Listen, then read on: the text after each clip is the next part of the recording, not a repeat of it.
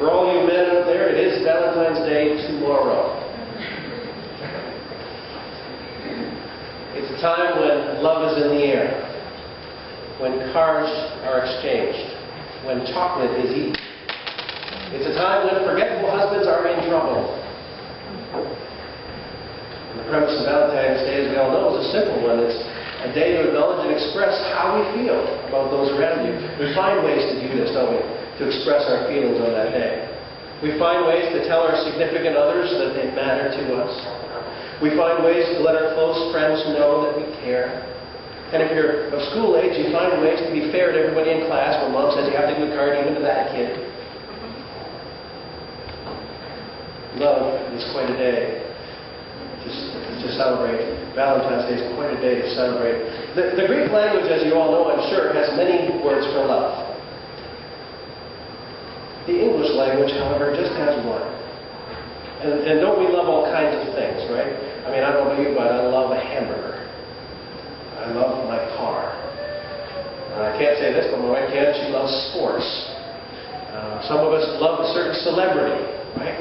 We love many things. Some of us love a particular hobby we have. Some of you may, this time of year, love the snow, so you go skiing or snowmobiling, and others of us don't agree with you. Love is a funny thing. But I think we have a problem with the lack of words. I mean, if like the Greeks we had many words for love, it would be a little more clear what we meant. But I'm sure you all hope, as I do, that I don't like or love my wife like I love a hamburger. Right? Because if I do, we have a serious problem, correct? Love is something we need to understand, I think, more clearly. And Paul wants us to wrap our minds around this idea that love is more than just something that we appreciate. Love is more than just a feeling. If you were to read the whole book of 1 Corinthians, you'll find that it's an interesting debate, this book. Paul is trying to explain to a church that's struggling with love how to love. And they're a healthy, strong church in many ways. They've got a lot of great things about the Corinthian church. But what they cannot seem to agree on is how to do Sunday morning service. They have huge debates, and love has been lost in the midst. There's people with all kinds of gifts and abilities, just as there are here, and somewhere along the way, they got sidetracked and argued about which things were the most important.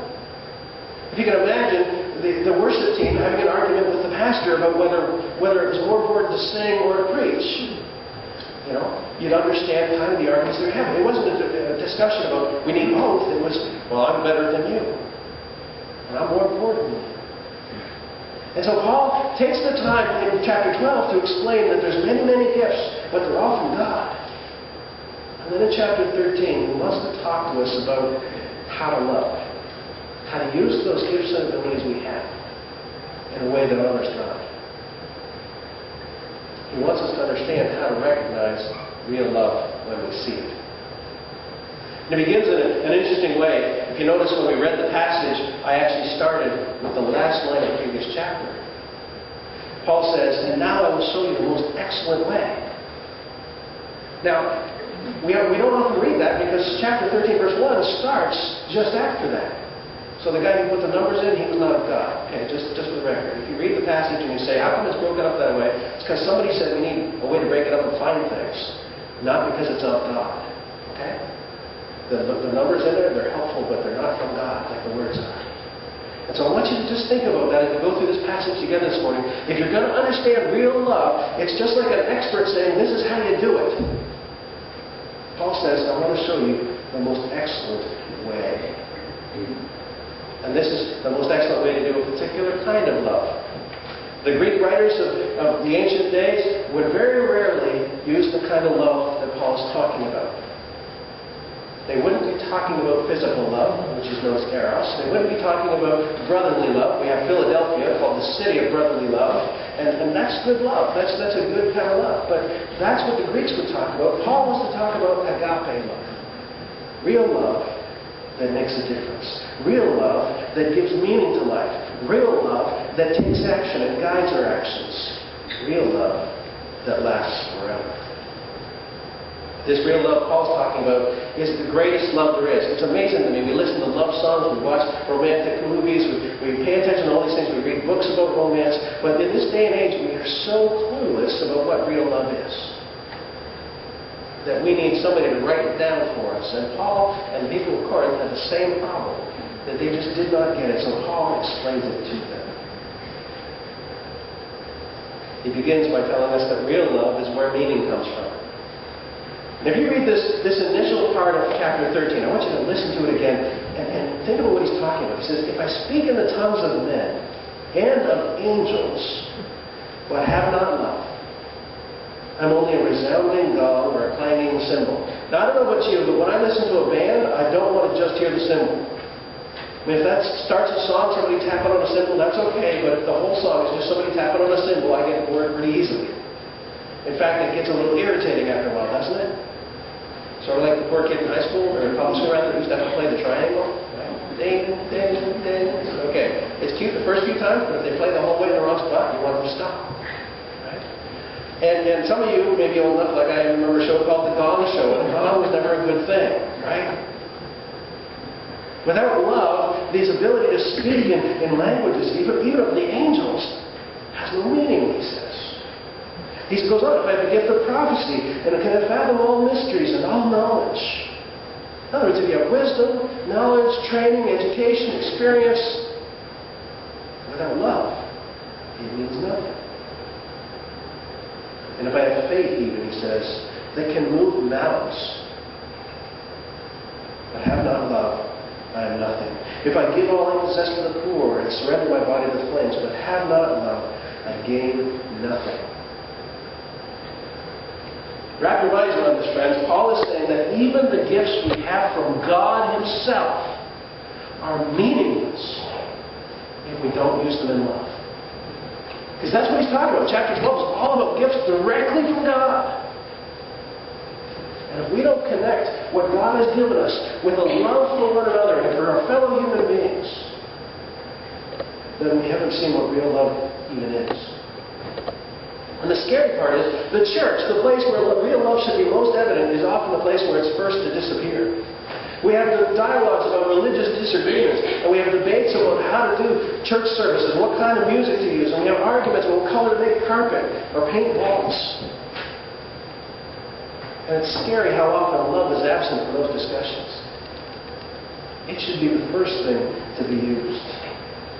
And Paul calls the Corinthian church and us back to loving each other. Because it's in love that they find meaning, that their actions gain purpose. Otherwise, why even be together?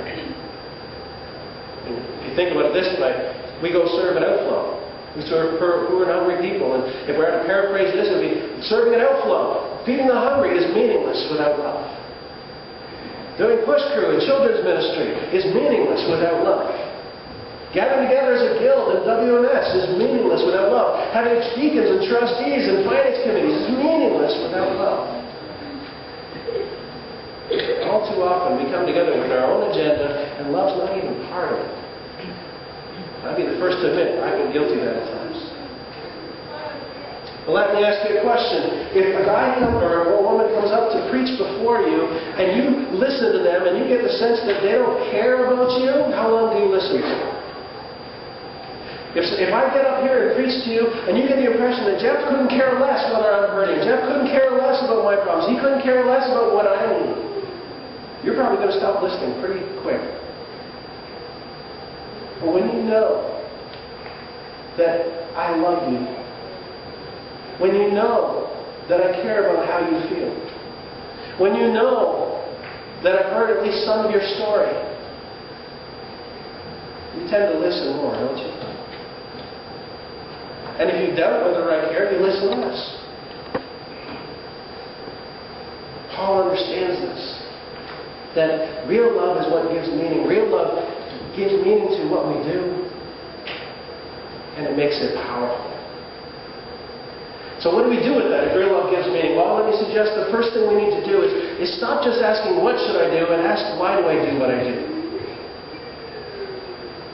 Do I do it because I love those people? Do I do it because I love God? Do I do it because I love to help? Do I do it because it's just the right thing to do and I actually couldn't stand doing it and I'm miserable when I do it? I had a former employer that, great folks, his husband and wife both, but I still remember him saying to me, he was asked to be on a team, a committee on the church, and I still remember him saying to me how much he hated going to those meetings and how he got nothing out of it, and how when they went, all they did was argue. And I looked at him that particular day and I said, then why do you do it? I was just a young guy in my 20s at the time. I said, then why do you do it? Because you understand if you're not doing it for love, you shouldn't be doing it. That's where its meaning comes from. Paul says. He doesn't just stop by saying love is where meaning comes from. He says this is what real love looks like, doesn't he? That familiar passage from so many ways. Love is patient. Love is kind. It does not envy. It does not boast. It is not proud. It is not rude. It is not self-seeking. It is not easily angered. It keeps no record of wrongs. Ouch. Bruce is good at that, apparently. Love does not delight in evil, but rejoices with the truth. Some truths, guys, don't tell your wife she looks fat no matter what she's wearing. But nonetheless, don't delight in evil, rejoice with the truth. It always, get this, always protects, not some of the time. It always trusts. It always hopes. It always perseveres. I think what we've bought into sometimes is the modern definition of love. And I've come up with my own little paraphrase, if you'll bear with me, of what the modern world thinks love is. Modern love is impatient. Modern love is sarcastic. Modern love is jealous. It brags, and it's proud, and it's rude. Modern love is selfish. Modern love is short-tempered. It holds grudges. Modern love, men, loves to be right even when wrong.